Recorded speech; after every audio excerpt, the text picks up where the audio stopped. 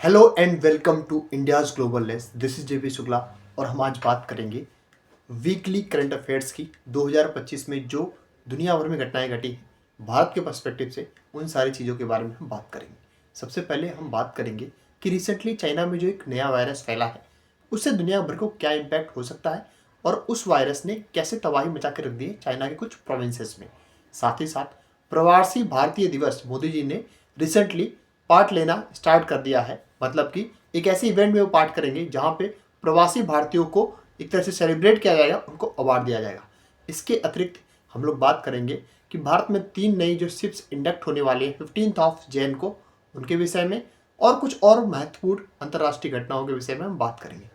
सबसे पहले अगर आप नए हैं तो आपने करना क्या चाहिए, हमारा जो यूट्यूब पे चैनल है इंडियाज़ ग्लोबल लेस उसको आपको सब्सक्राइब करना चाहिए। सब्सक्राइब करने से हुआ गया कि हमें थोड़ा सा एक तरह से मोरल सपोर्ट मिलेगा जिससे हम और लोगों तक ये वीडियो पहुंचा पाएंगे।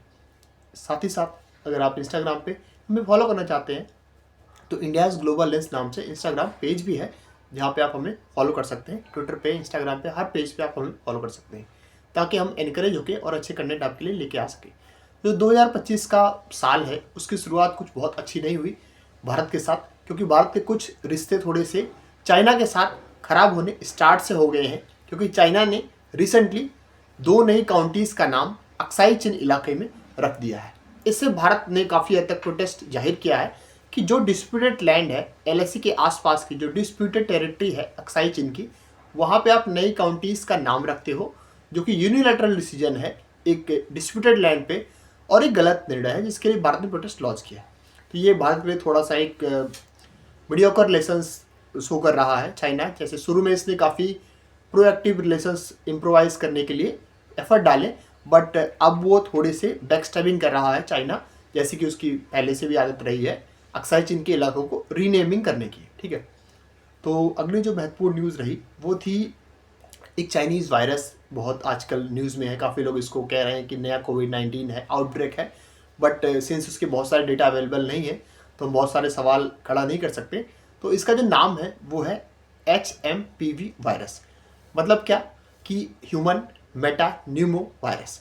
अब ये एक तरीके से निमोनिया जैसा दिखने वाला वायरस है जिसके जो सिम्टम्स होते हैं कॉमन कोल्ड की तरह होते हैं। जैसे किसी को जुकाम हो गया, सर्दी जुकाम होता है, कफ आता है या सांस फूलने लगती है, कॉमन स्नीजिंग्स आती हैं। ये दिखने में तो आम जैसा वायरस है, लेकिन इसके जो लक्षण हैं वो काफ़ी गंभीर भी हो जाते हैं। इसका जो स्पैन पीरियड है, लाइफ स्पैन जिसको बोलते हैं हम लोग, वो 3 से 6 दिन का माना गया है।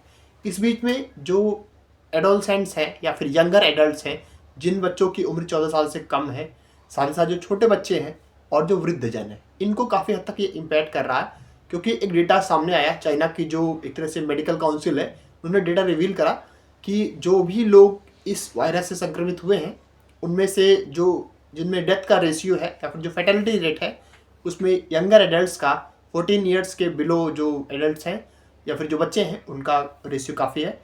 तो थोड़ा सा कंसर्निंग है, क्योंकि चाइना में जो आउटब्रेक्स होते हैं शुरू में सरकार उनको छुपाने का प्रयास करती है। ऐसे ही बताती है कि जैसे नॉर्मल कॉमन कोल्ड के सिम्टम्स हैं, इन्फ्लुएंजा सिम्टम्स हैं या रेस्पिरेटरी डिजीज़ हैं, लेकिन अब वो कब आउटब्रेक का रूप ले लेते हैं ये कोई नहीं जानता। तो सबसे बेहतर उपाय क्या है कि हम सभी को थोड़ा सा अभी से प्रोएक्टिव अप्रोच रखना है। नॉर्मली जैसे हम लोग हाथ धुलते हैं उनको थोड़ा सा साबुन वगैरह से हाथ धुलना स्टार्ट करना चाहिए। साथ ही साथ हम लोग सैनिटाइज़र का प्रयोग करना चाहिए।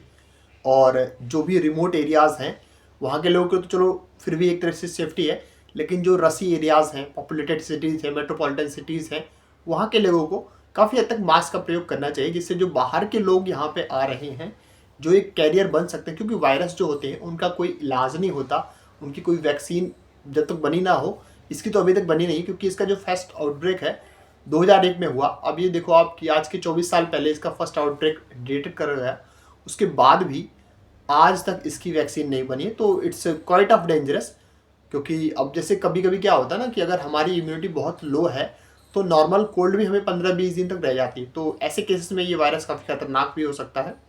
तो हम प्रिवेंशन के लिए क्या कर सकते हैं, सबसे बेहतर है रेगुलर हैंड वॉश कर सकते हैं सोप से। इसके अतिरिक्त सैनिटाइजर का प्रयोग कर सकते हैं और साथ ही साथ हम मास्क वगैरह का प्रयोग कर से तो ऐसे वायरसेस से बच सकते हैं। और देखना है कि इसका आउटब्रेक काफ़ी कितना स्प्रेड होता है, क्योंकि अभी तक तो न्यूज़ में ही काफ़ी चीज़ें दबाई गई हैं।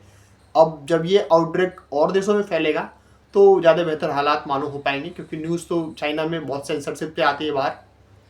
अगला जो महत्वपूर्ण टॉपिक है जिस पे हम डिस्कशन कर सकते हैं वो है कि प्रवासी भारतीय दिवस 9 जैन को मोदी जी मनाने वाले हैं उड़ीसा में, जिसमें भारत के बाहर जो भी लोग रहते हैं उनको एक तरह से इंटरेक्शन होगा, एक तरह से कन्वेंशन है वो, कि जैसे हमारे क्या है, हमारी जो अर्थव्यवस्था है इसमें सर्विस सेक्टर का कंट्रीब्यूशन बहुत ज़्यादा है, क्योंकि हम लोग एग्रीकल्चर से जो भी आउटपुट लेके आते हैं, मैन्युफैक्चरिंग से जो भी आउटपुट लेके आते हैं, वो तो चलो इकोनॉमी में कंट्रीब्यूट कर रहा है, पर जो हमारे देश के लोग बाहर में काम करते हैं, चाहे वो मिडिल ईस्ट में, गल्फ कंट्रीज़ में काम करते हैं, तो वहाँ पे अपना बेचारे काम करते हैं, या फिर प्राउडली कहूँ कि वो बहुत मेहनत करते हैं, परिश्रम करते हैं, और वहाँ से पैसा अपने घर वालों के लिए, अपने देश के लिए हमारे देश में भेजते हैं, जिससे हमारी अर्थव्यवस्था को काफ़ी हद तक बूस्ट मिलता है। वहाँ से डॉलर भारत में आता है, यूएस में, कनाडा में, और भी बहुत सारी कंट्रीज़ हैं जहाँ से बहुत लार्ज स्केल पर हमारे यहाँ रेमिटेंसेस के फॉर्म में पैसा आता है। तो that is a good source of income for Indians.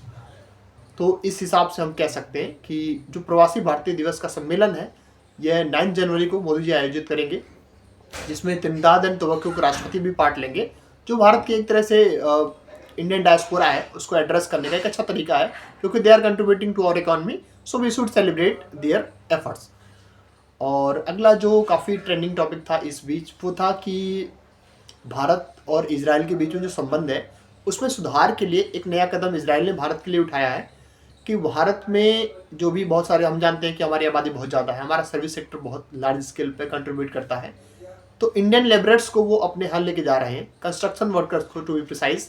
वहाँ पे चूँकि जंग के हालात हैं, बहुत सारी कंस्ट्रक्शन डिरेल हो चुकी हैं, नई कंस्ट्रक्शन करानी है, तो उनके पास मास स्केल पर लेबर्स नहीं है, तो भारत से ले जा रहे हैं, क्योंकि भारत के पास बहुत सारे मतलब पैसे, भारत के लोगों को उतने पैसे यहाँ नहीं मिल पाते हैं, लेकिन अगर वो बाहर जाते हैं तो काफ़ी अच्छा अमाउंट में पैसा भी मिल रहा है, प्लस सुविधाएँ भी अच्छी दे रहे हैं।